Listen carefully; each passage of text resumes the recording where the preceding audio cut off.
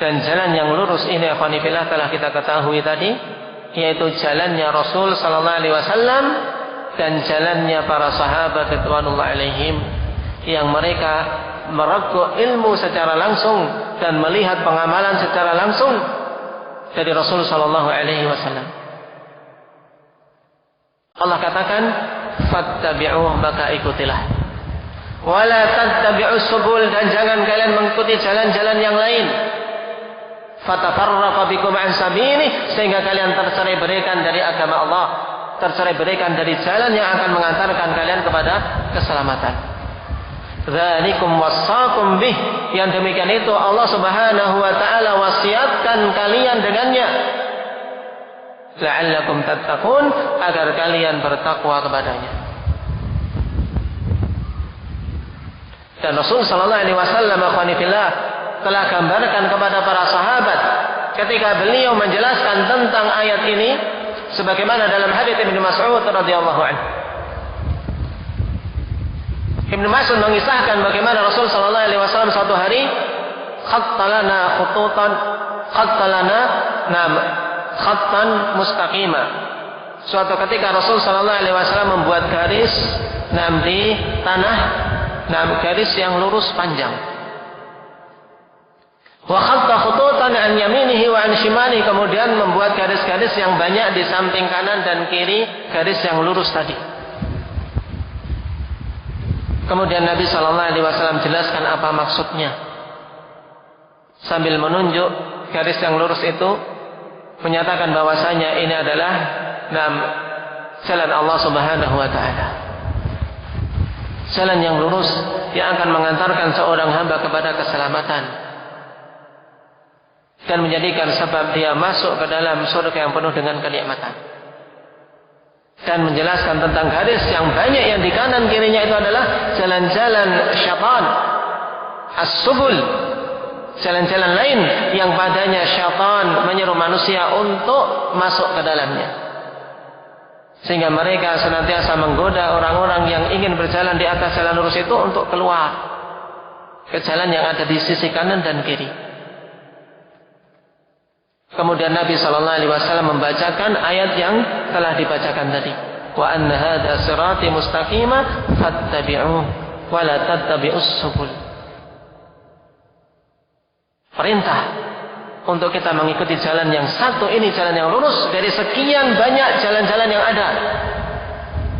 Dan isyarat juga ikhwanifillah bahwasanya seruan-seruan, propaganda-propaganda, promosi untuk manusia mengikuti jalan-jalan yang begitu banyak itu sangat banyak. Kalau seorang salah dalam memilih, maka sungguh dia akan menyesal di hari-hari yang tidak bermanfaat lagi, penyesalan baginya. Makanya di sini kita diperintahkan untuk betul-betul berusaha memahami agama Allah Subhanahu wa taala, mempelajarinya dengan terus meminta kepada Allah Subhanahu wa taala hidayah. Nah, wasiat Allah untuk mengikuti jalan yang satu ini, itulah al-jamaah, yaitu jalannya para salaf ridwanullah alaihim. Juga Allah Subhanahu wa taala tegaskan di ayat yang lain di surat Luqman, wattabi' sabila man anaba ilayya. Ikutilah jalan orang-orang yang kembali kepadaku, kata Allah.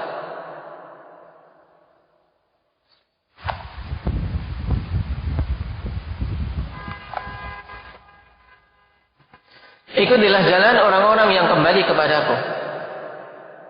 Dan kata Ibnu Qayyim rahimahullah ta'ala dalam I'lamul Muwaqqi'in, bahwasanya semua sahabat mereka adalah munib, mereka adalah orang-orang yang kembali kepada Allah. Berarti kalau seseorang ingin mengamalkan ayat ini, ya hendaknya dia mengikuti para sahabat. Wattabi' sabila man anaba ilai. Ikutilah jalan orang-orang yang kembali kepadaku. Dan para sahabat adalah orang-orang yang senantiasa kembali kepada Allah. Buktinya apa? Buktinya mereka orang-orang yang mendapatkan hidayah dan orang-orang yang telah Allah Subhanahu wa taala ridai.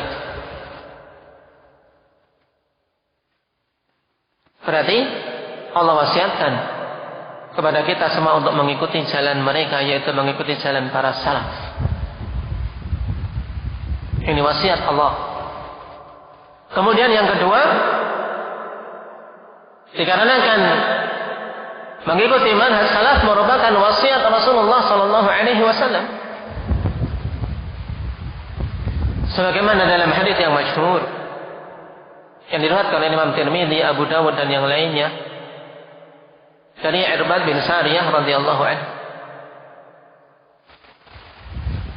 Ketika Rasulullah sallallahu alaihi wasallam berikan nasihat kepada para sahabat, di antara wasiat beliau, fa innahu may ya'ish minkum fasayara ikhtilafan katsira.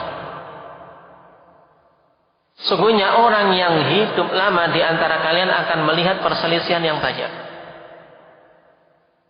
Kabar dari Nabi sallallahu alaihi wasallam tentang akan munculnya perselisihan, tentang akan munculnya perpecahan, sebagaimana juga telah kita ketahui dalam hadis yang lain yang disebutkan di depan. Karena memang semuanya dari wahyu, ikhwani fillah, sehingga tidak ada yang bertentangan. Semuanya kalau ditarik, garis semuanya serempak lurus. Tidak ada pertentangan. Kenapa? Karena semuanya dari wahyu. Berbeda dengan golongan-golongan yang menyimpang. Mesti akan didapati pertentangan dan kontradiksi. Adapun ahlul haq dan Al-Quran serta As-Sunnah tidak akan mungkin ada kontradiksi padanya. Walau kana min indi ghairillah lawajadu fihi ikhtilafan katsira. Seandainya Al-Quran itu datangnya dari selain Allah, maka tentunya akan kalian dapati perselisihan yang banyak. Tapi tatkala itu datangnya dari Allah, maka semuanya serempak. Di sini Nabi sallallahu alaihi wasallam mengkabarkan, fa innahu may ya'ish minkum fasayara ikhtilafan katsira. Yang hidup lama di antara kalian akan mendapati dan melihat perselisihan yang banyak. Perselisihan yang banyak. Menjadi 73 golongan. Jumlah yang banyak. Dan 73 golongan ini pun akhwani fillah, ketika para ulama mau berusaha memerinci dan menyebutkan firqah-firqah yang muncul dan menyimpang dari jalan al-haq, ternyata lebih. Dalam artian kalau dihitung dengan semua cabang-cabangnya, maka para ulama kemudian menyimpulkan 73 ini adalah induk-induk dari firqah-firqah yang ada. Adapun organisasi, adapun kemudian penamaan kelompok-kelompok masing-masing, tentunya tidak akan cukup jumlah 73 itu untuk mencakupnya. Lebih tentunya.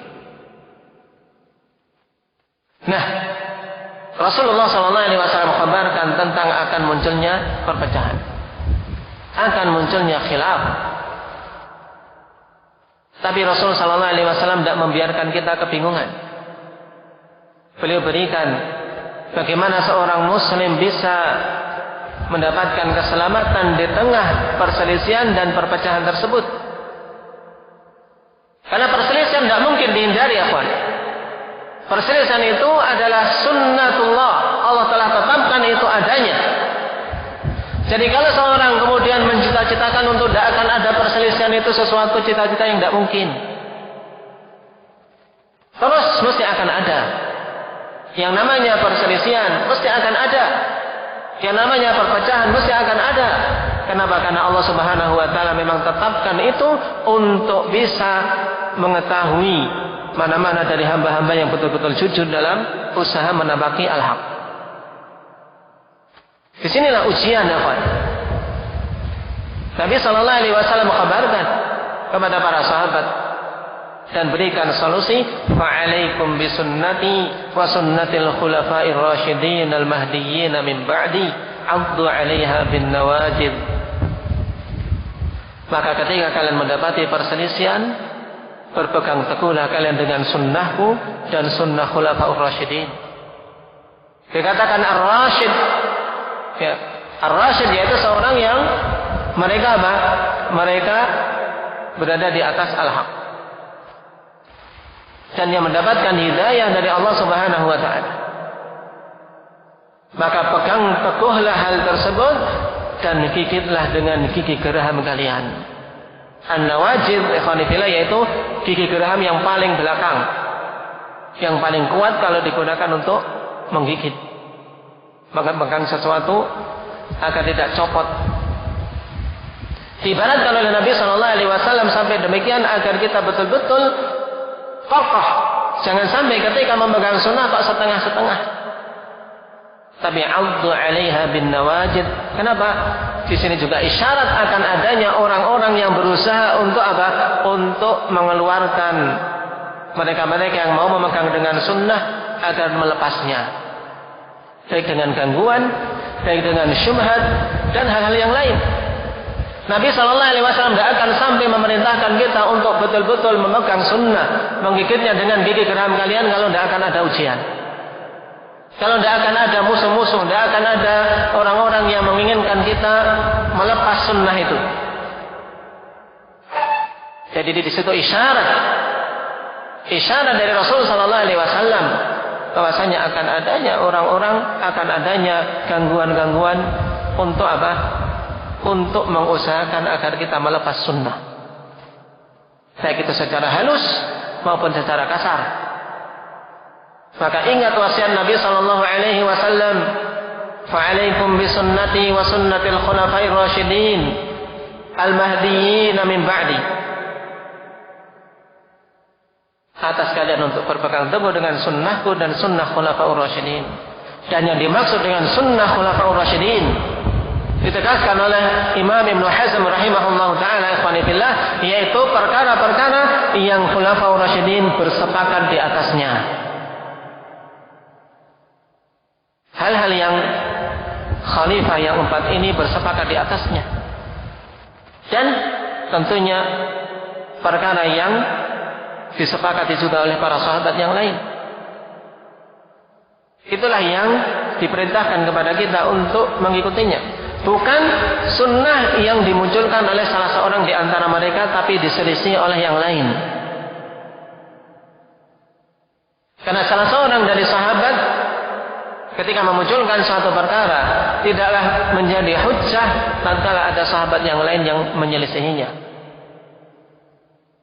Sehingga yang dimaksud oleh Nabi sallallahu alaihi wasallam perintah untuk mengikuti sunnah khulafaur rasyidin adalah sunnah mereka tatkala mereka bersepakat pada suatu hal. Karena yakin khulafaur rasyidin tidak akan mengada-adakan suatu perkara yang menyelisihi sunnah Rasul sallallahu alaihi wasallam. Dan gigit dengan gigi geraham kalian secara kuat.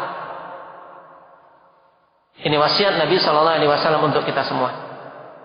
Maka siapa saja yang menginginkan jalan yang hak, menginginkan selamat dalam setiap perselisihan, setiap ikhtilaf yang muncul, hendaknya mengembalikan kepada sunnah dan mengembalikan kepada pemahaman para sahabat. Kembalikan kepada pemahaman para sahabat radhiyallahu alaihim. Nah, karena inilah kita memilih manhaj salaf. Karena manhaj itulah yang menyuruh manusia untuk kembali kepada pemahaman salaf, kembali kepada pemahaman para sahabat radhiyallahu alaihim.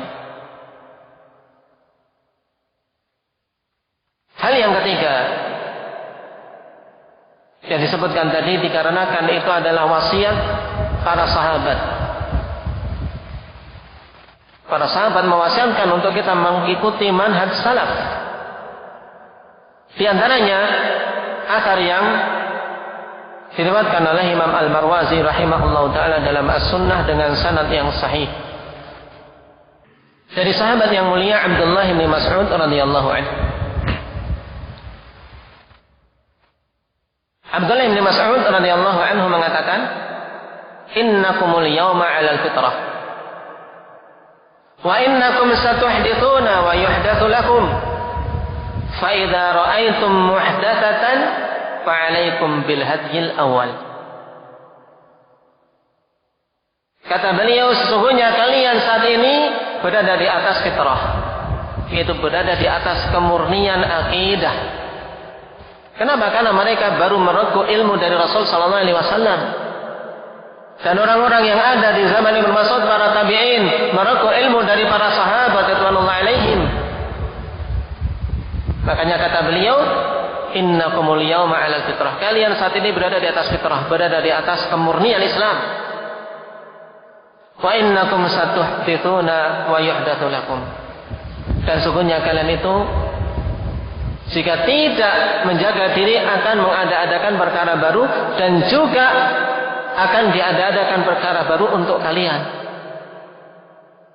Dalam artian apa? Dengan berlalunya zaman, maka akan muncul perkara-perkara baru yang dimunculkan oleh manusia dalam agama ini. Dan Ibnu Mas'ud mengatakan itu bukan dari diri beliau. Karena telah kita lewati hadis-hadis yang begitu banyak tentang akan adanya perselisihan, tentang adanya hal-hal yang dimunculkan oleh manusia di dalam agama ini. Maka apa wasiat beliau kepada para tabi'in dan kepada murid-murid beliau, dan juga tentunya wasiat untuk kita semua? Kata beliau, fa idza ra'aitum muhdatsatan fa'alaikum bil hadil awal. Maka apabila kalian melihat suatu kebid'ahan apapun, suatu perkara-perkara yang baru yang diadakan pada agama ini, baik itu berupa pemahaman, baik itu berupa pola pikir, baik itu berupa tata cara beribadah atau yang lainnya dari hal-hal yang dinisbahkan kepada agama. Sekali lagi, yang dinisbahkan kepada agama ini. Maka kata beliau, fa'alaikum bil hadiyil awal, wajib atas kalian untuk mengikuti petunjuk generasi yang awal, yaitu siapa? Para salaf kita, yaitu para sahabat radhiyallahu alaihim. Maka demikian pula ikhwan, kapan saja kita mendapati sesuatu yang aneh-aneh dalam agama ini, baik metode-metode dakwah atau tata cara ibadah atau hal-hal lain dalam masalah akidah, maka cukup kita kembalikan fa'alaikum bil hadiyil awal. Atas kalian untuk apa? Mengikuti petunjuk generasi yang awal. Bagaimana petunjuk mereka?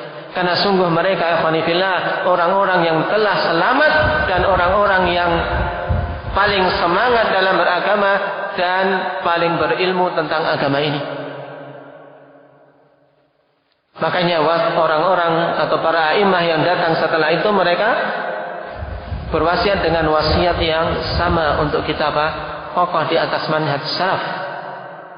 Di antaranya Imam Al-Auza'i rahimahullahu taala menegaskan, alaika bi athari man salaf wa in rafadaka nas wa iyyaka wa ara'a rijal wa in zakhrafu laka bil qaul. Wajib atasmu untuk mengikuti jejak-jejak para salaf walaupun manusia menolakmu. Walaupun manusia menolakmu, untuk apa itu? Mereka orang-orang yang malah menuju pada keterbelakangan. Manusia zaman sekarang diminta untuk modern, untuk maju, tapi kalian malah menyuruh untuk kembali ke masa lalu. Bagaimana ini? Jangan pedulikan. Alaika bi athari man salaf wa in rafadaka nas. Atas kalian untuk mengikuti jejak-jejak para salaf walaupun manusia menentangmu dan menolakmu. Kenapa? Karena kita ketahui mereka berada di atas al-haq, mereka di atas kebaikan. Wa iyyaka wa ara'a rijal, dan hati-hati, tinggalkanlah oleh kalian pemikiran-pemikiran orang yang muncul belakangan. Wa in zakhrafu laka bil qaul, walaupun mereka itu menghias-hiasi ucapannya untukmu, hias-hiasi ucapannya. Dibuat ucapan yang bagus sehingga mengecoh, seakan-akan suatu kebenaran, padahal kebatilan yang dibungkus dengan indahnya syubhat. Tapi seorang ingat ini, wa iyyaka wa ara'a rijal wa in zakhrafu laka bil qaul. Hati-hati, tinggalkanlah pemikiran-pemikiran orang-orang yang datang belakangan, walaupun mereka menghias-hiasinya dengan perkataan, dengan istilah filsafatkah, atau dengan istilah modernisasikah, atau dengan istilah tajdid, pembaharuan Islam, dan seterusnya. Jadikan timbangan utama cocok tidak dengan pemahaman yang dibawa oleh Rasul, oleh para sahabat, oleh para tabi'in dan tabi'in. Jika jawabannya iya maka itu hak. Jika jawabannya tidak maka itu batil yang wajib kita tinggalkan. Nah, ini berarti alasan yang kedua kenapa kita memilih manhaj salaf. Apa tadi intinya? Apa intinya? Karena itu adalah wasiat Allah Subhanahu wa taala, wasiat Rasulullah sallallahu alaihi wasallam, wasiat para sahabat dan wasiat a'immah yang datang setelahnya.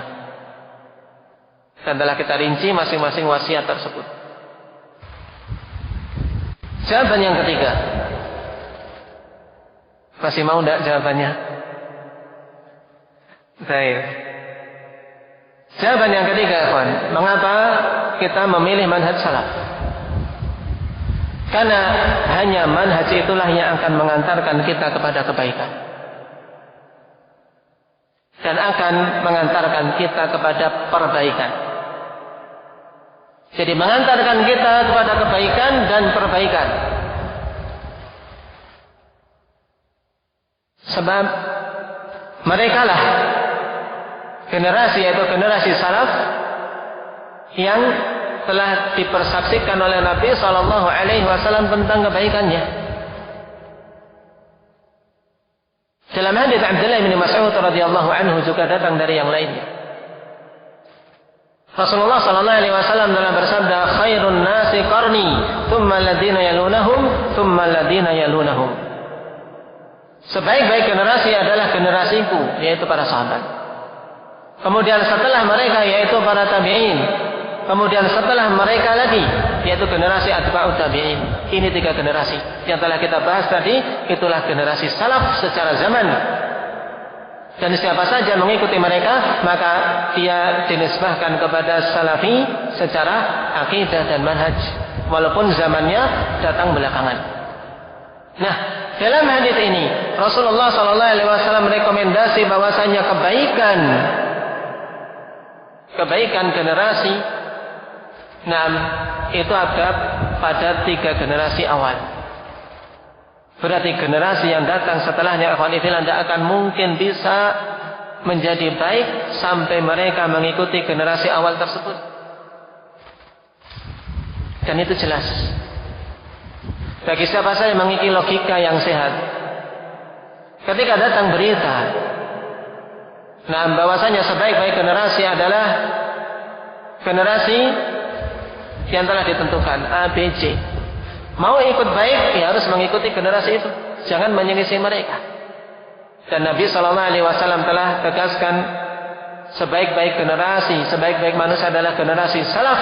Maka kalau kita ingin baik, maka kita harus mengikuti generasi tersebut. Dan memilih jalan mereka dari sekian jalan-jalan yang ditawarkan oleh manusia. Inilah yang kemudian juga dipahami oleh imam dari imam kaum muslimin, Imam Malik rahimahullah ta'ala. Walaupun dia termasuk dari generasi-generasi awal, tapi tidak masuk dalam generasi tabi'in. Beliau katakan, la yasluhu akhiru hadhil ummah illa bima saluha bihi awwaluha. Tidak akan baik akhir dari umat ini kecuali dengan perkara yang menjadikan baik generasi awalnya. Mau baik berarti tempuh jalan yang menjadikan generasi awal baik. Mau selamat berarti tempuh hal-hal yang menjadikan generasi awal selamat. Berarti manhaj salaf ikhwanillah kita memilihnya dikarenakan hanya manhaj itulah yang akan mengantarkan kita kepada kebaikan, sebagaimana generasi salaf telah menjadi baik dengannya.